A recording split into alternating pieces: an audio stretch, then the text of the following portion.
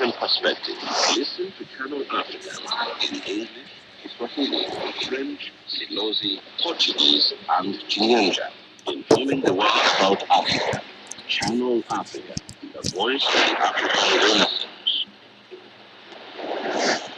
It's 1930 Central African Time right here on Africa Broadcasting Channel Africa, the voice of the African Renaissance. Uganda has proved the best African exhibitor at the tourism fair Indaba 2015 in Durban, KwaZulu-Natal, South Africa. Tourism Indaba is one of the leading tourism marketing events in Africa.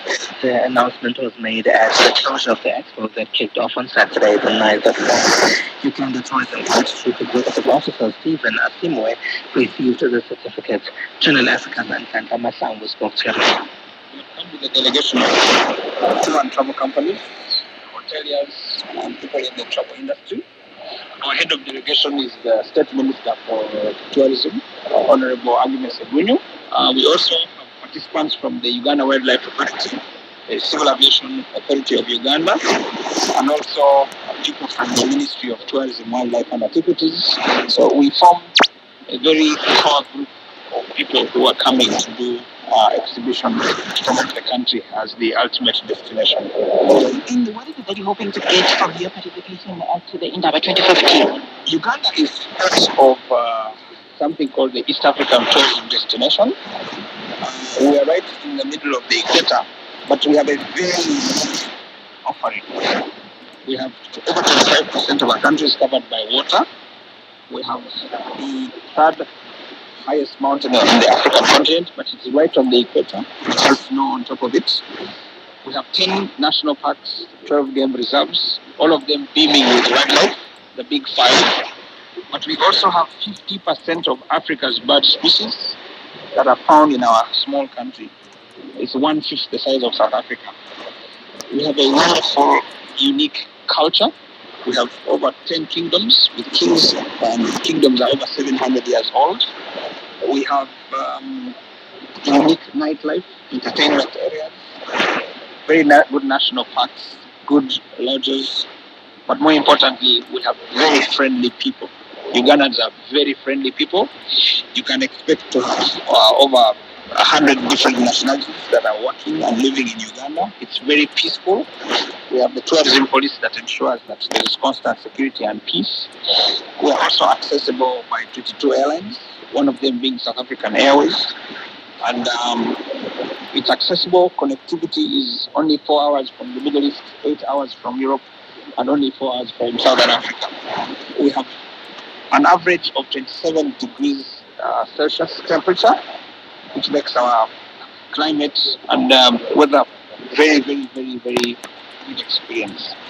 What I want to find out is that you are part of the exhibitors that are here at the Indaba 2015. What is it that made you come here to showcase Uganda as a tourist destination? Indaba is the premier African travel expo. It has over 8,000 travel visitors. We have got a delegation of 16 tour and travel companies contingents. We hope that our travel and tourism industry can engage the other 8,000 participants to be able to share with them the experience, to share with them the destination, and to make a very, very unique follow-up after the conference has ended, so that tourists from other countries, and mainly South Africa, can be a part of Uganda's tourist offering. Has Uganda participated at the Indaba before, or is this your first time? This is our second official participation, but previously they had come as private visitors. The companies were coming by privately. But as for Uganda as a delegation, an official delegation, this is our second time to come. Why did you decide now to come as a delegation and not as private visitors? Did you see it that there's huge potential for the country to grow as a tourist destination? Absolutely. The Uganda Tourism Board is the government that is responsible for promotion, marketing, and branding the country. But we work with the private sector. So in terms of engagement, we work together, our private sector and the government sector, because the government sector, their work is to facilitate and create an enabling environment for the travel players to be able to effectively market the country. The private sector is in the business. They work with hoteliers, tour and travel companies, they work with airlines. And so when we facilitate their coming, it makes their work easier, efficient, effective, and gives them ample exposure. This was the Ghana Tourism Board Chief Executive Officer Stephen Athemwe speaking to Nhlanhla Mahlangu after tourism in Durban was released. The International Telecommunications Union has established a new focus group to identify the network standardization requirements for the 5G development of international mobile telecommunications for 2020 and beyond. Peter Ashworth-Smith, chairman of the focus group, says these international mobile telecommunications 2020 systems will enable wireless communications to match the speed and reliability achieved by fiber optic infrastructure. In the next 2 to 3 years, much of the technology decisions about how 5G functions are going to be decided, and this is ongoing work by various standard bodies for the definition of the radio side. And we felt at the ITU that there was a need for a consolidated view on how the wireline side should function, what the requirements and the missing pieces might be. And so the decision was made to form a focus group to study all of the wireline components and to look for opportunities for additional standardization or to make recommendations to the various standards bodies, fundamentally to ensure that the proper network infrastructure would be in place to support the coming 5G radio side of things. And so this covers essentially anything which happens in NFV, SDN, all of the existing IP and Ethernet protocols, timing protocols, QoS mechanisms, optical or transport SDN related work. Components, of course, that make up the wireline infrastructure into which a 5G system is going to fit. So we want to look at, from an end-to-end perspective, what is required, how it functions, how are the operators use it, and try to ensure that when 5G arrives, that the underlying network infrastructure is ready and there's no surprises or misses. Now, looking at the 5G development of international mobile telecommunications, how is it going to improve the speed and reliability achieved by fiber optic infrastructure? So there are, of course, many ways that a fiber optic infrastructure can be used. A fiber optic infrastructure can be used for pure DWDM. Fiber optic infrastructure can be used for NTN, TDM mechanisms on top of DWDM, and of course it can be used for packet communications on top of DWDM. So there are multiple encapsulation mechanisms that are possible, and the appropriate encapsulation for the appropriate part of 5G backhaul and fronthaul will be part of the focus group's area of study. For example, if we look at fronthaul, the fronthaul has very, very specific delay requirements. So it's very, very difficult to achieve time and care requirements. So what is the appropriate mechanism for fronthaul between the 5G CRAN and the That's an interesting challenge. And for backhaul, of course, what is the appropriate type of encapsulation and networking technology for backhaul? That would be also a concept. What would you say would be the potential application fields of these IMT 2020 systems? Okay, so the potential applications I know in the ITU we call it IMT, the rest of the world we call it 5G. So your question is asking, what are the applications for 5G? It's a very broad question. If you look at everything that's been done with 4G and 3G, 5G is going to take us to a whole new level of interconnectivity. We are going to have not just very high-speed communications, maybe even up to a terabit indoor short distances. We're going to have very inexpensive, ubiquitous, low-speed communication for cost-sensitive markets. everything in between. We're going to see communications not just between people, such as you and I talking, and you and myself right now. We're going to see communications between machines. We're going to see communications between vehicles. Hopefully we're going to see autonomy and the need for communications there.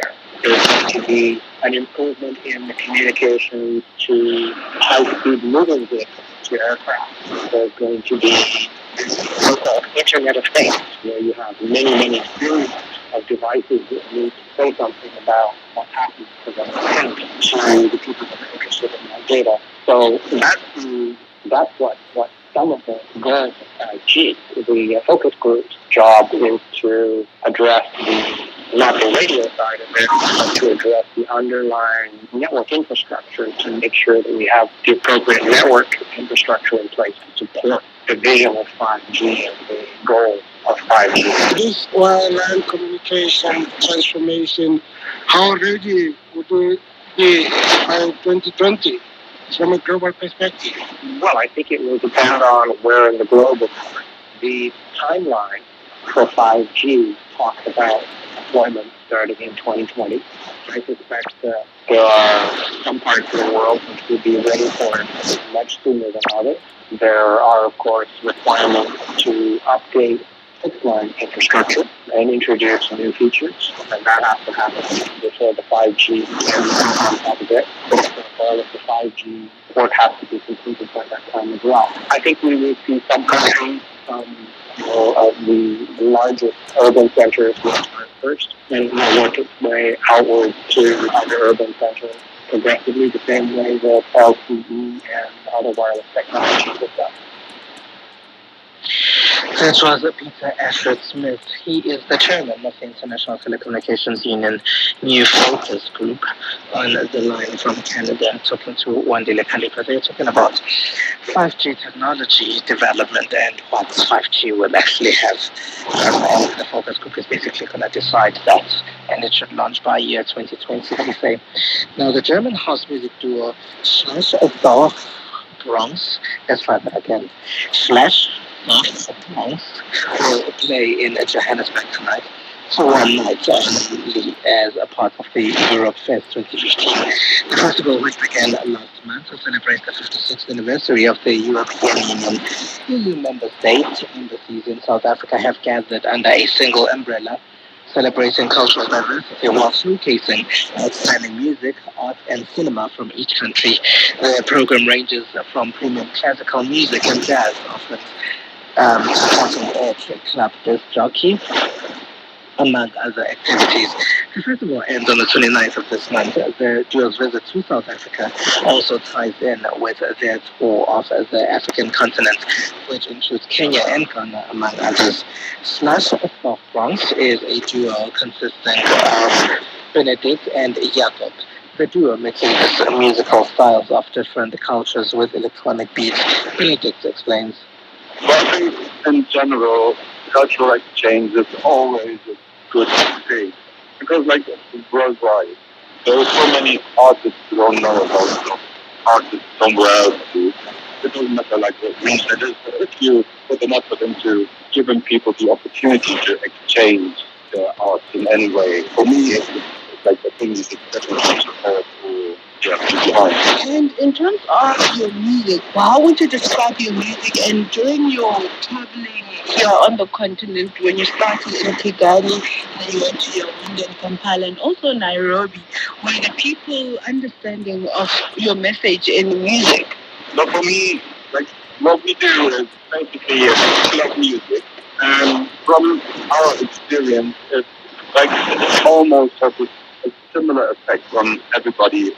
It doesn't matter how well we play. So like we do like a huge mixture of different types of microphones, like juice or techno or whatever. And it's always danceable. And for me, like the one thing in music is that like if people can feel it, it doesn't matter like where they all come from or how much money they earn or whatever. So reception until now was quite well, and yeah, I liked it. What should we expect from you when you perform this evening? When we play live, we play a lot of unreleased stuff, And that is usually the reason why people, or one of the reasons why people come to the gigs, because they want to hear the stuff that we will be releasing in like 1 or 2 years right now.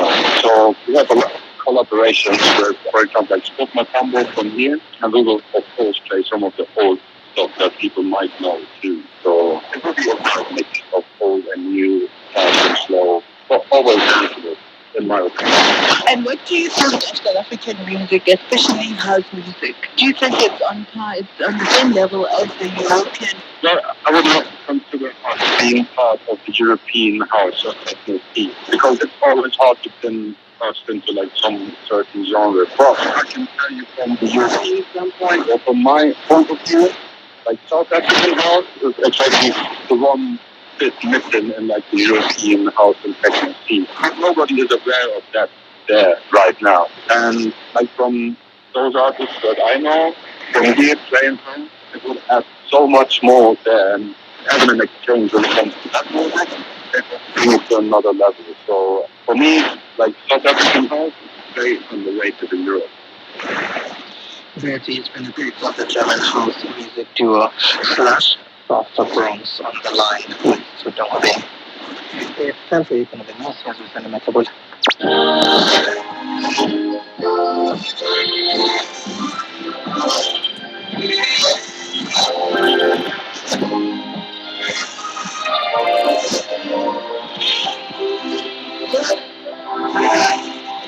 Thanks, Pumelele, and good evening. South African Power Utility has got plans are in place to ensure adequate electricity supply throughout the winter. Spokesperson Pasile was speaking on the sidelines of the 15th annual African Utility Week conference currently underway in Cape Town here in South Africa. He says they will continue to work to improve supply. It is important to remember that about 60% of South Africans are supplied directly by municipalities. In other words, Eskom mostly supplies industry and large industrial customers and a few residential customers in between. So the majority of people actually need to speak to their municipalities as to when and for how long they will be load shed. From our side, we have been liaising with municipalities to make sure that we iron out the issues that may appear. And South Africa's Economic Development Minister Ibrahim Patel says the Industrial Development Corporation will set aside $2 billion over the next 5 years to promote the development of black industrialists. He says this is intended to support companies where black South Africans are owning and controlling their enterprises. It's also intended to bring black people into the mainstream of the economy. Patel says if government does not unlock the talent pool of all South Africa, it will help reach the sustainable growth rates that are needed. Our intention is to focus on new entrants and smaller players who can grow. So it's not really backing all established BEE players and simply using this as a cheaper source of refinancing. If you have a medium-sized enterprise and you want to grow that enterprise, you want to scale it up, you can access a resource from the INC facility. Professional services firm PricewaterhouseCoopers (PwC) says electronic multinationals enjoy an unfair advantage over local companies as they don't have to comply with the local tax laws such as registering for VAT or corporate tax. PwC Director Tax Kyle Mundy says companies such as Google, Apple, Amazon and others that sell digital goods and services in South African markets and elsewhere have unfair advantage. He explains the current strategies that the South African Revenue Services is pursuing to recover tax revenues from these digital multinationals. The issue here is, as far as the digital economy is concerned, is a country like South Africa collecting corporate taxes where it should be collecting from companies such as Apple, Google, Amazon, etc. And it's twofold. One is from a tax point of view, and that issues have largely been dealt with. Although South Africa still has some work to do in terms of extending this stuff, and they're already looking at, for example, the requirement for foreign suppliers of digital services is now going to be extended to software as well. And the South African Chamber of Commerce and Industry is cautioned that the trading conditions in the country will be affected by high electricity tariffs. The Chamber's Richard Downing explains. Rand and the weak rand has important the prices of imported goods, as well as the currency tariff that is going to go up. I see there's even talk about pushing it up by 40%, something like that, which will mean that the overall inflation rate might increase by about 100% in Financial indicators, the dollar ending the day at 11.98, South African rand at 9.68, Botswana Freeland 7.31 Zambian watches, commodities gold $1,183 and platinum $1,128 a finance, Brent crude oil $64.80 per barrel. And that's it for the day.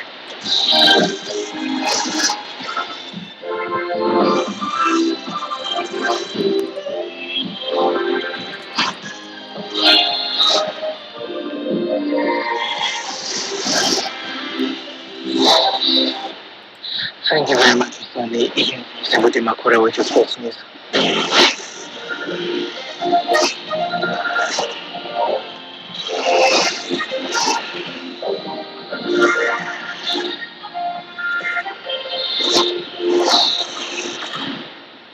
Good evening, sports fans, and start off with football news. Pep Guardiola, the head coach of German giant Bayern Munich, says he is aware of the advantage Barcelona has, but he trusts the quality and the potential of his players. He was speaking ahead of the Champions League second leg clash with the Spanish giants last night at the Allianz Arena in Munich. Barcelona won the first leg 3-0 at the Nou Camp a week ago. You have to be patient. So I think you actually saw this goal we're thinking about. You have to go forward and make everything in 20 minutes, 25 minutes. So obviously we have to attack more than we did in Barcelona. Not local football news, but who's few of the South African football fraternity will descend on the Sandton Convention Centre north of Johannesburg on Sunday night. That's when the top players of the Absa Premier League 2014 and 2015 season will be honoured at the PSL Awards. The South African Premier Soccer League revealed the 2014-2015 PSL Awards nominees earlier today, dominated by Kaizer Chiefs and Ajax Cape Town players. PSL media liaison officer September explained. We have not had an FD player of the season and so forth. However, we do have the right to top goal scorer of the season, which is Ace Bingo this time around. So congratulations to Ace. I'll be preempting something here, but obviously that decision, with the competitions subcommittee here, which looks at the criteria and all these other things, we've got the executive committee and we've got the board of governors, all these different levels impact and work together and ensuring that we've got, we put together this award. One of the most debatable categories, the Footballer of the Season award that carries the prize money of $24,000, was again the topic of the day, and to who's going to win between Cole Alexandria of Uruguay City, as well as the Kaizer Chiefs duo of Eric Montoro, as well as Informa Shamaite. September explains. And the Footballer of the Season is chosen by the coaches. The coaches are on the division, that is assistant coaches in the division. So that award obviously is chosen exclusively by them.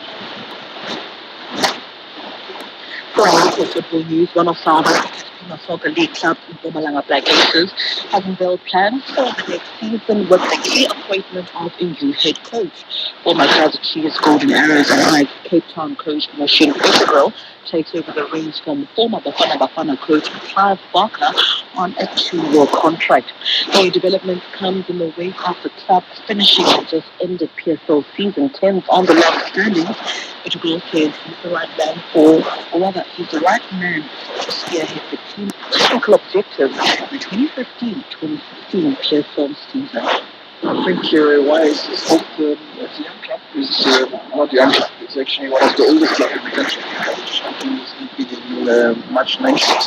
Third oldest club in the country. It has a tradition. But young owners, dynamic young team which wants to achieve something. And already business. These are times of this part of the since it's coming more and more to business, and that's what I think. One of Portugal's tasks will be to make sure the club finishes on the top 8 bracket next season. Aces chairperson George Morton says Portugal was shortlisted with 2 other foreign coaches. Machine has got football. There's also technical abilities and medical ability football as well as abroad. After we had interviewed the other two final gentlemen, who was Dagamundi Salimoni from Greece, they were also very, very good, but they could not touch our Malian football. Aces will start with a pre-season training on the 8th of next month, and Portugal has already submitted plans for the upcoming season. And finally, in athletics, Diana Lebo-Padula will now switch her focus to the first national bank 12 kilometers away from Cape Town to the coming weekend. She will be taking part in this race for the first time and will be up against some of the top female runners from Ethiopia as well as Kenya. Padula will be full of confidence after her win in the second leg of the Bar Women's 10-kilometer challenge, which took place in Port Elizabeth this past weekend. She says she hopes to get a podium finish. We'd love to see her back in podium. If not, then top 5. That will help runners. Kalila will be joined by as well as Vivian Terrio from Kenya and Tendo Hora from Zimbabwe, just to mention a few. All these are full season the South Asian to African performance of the African Renaissance.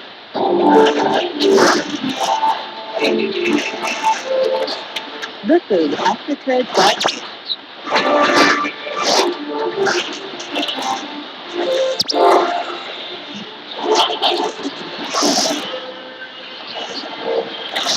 Let's look about the story that 1956 Central African time. Congolese president rejects calls to delay constitutional elections for June. In France, yet another devastating earthquake.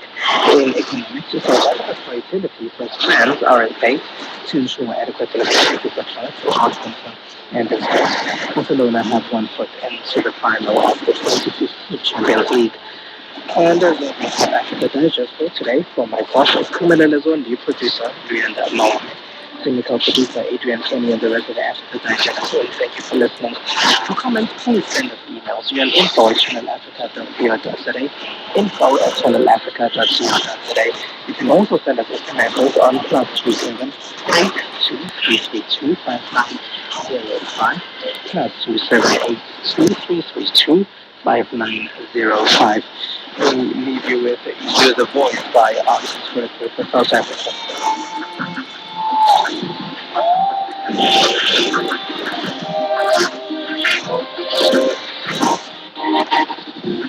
We have a chance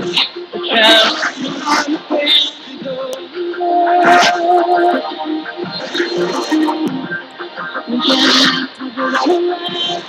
We gotta make it before we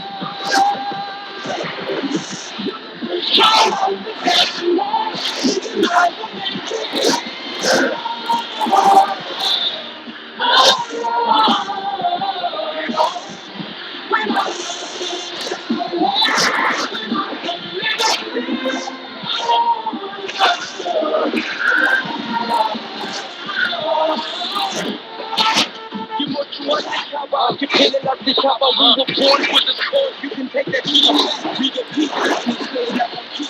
In the face of the thinking, it shouldn't just be what you say. Strength is higher, barbed wire run, trying to run, keep the mouth still.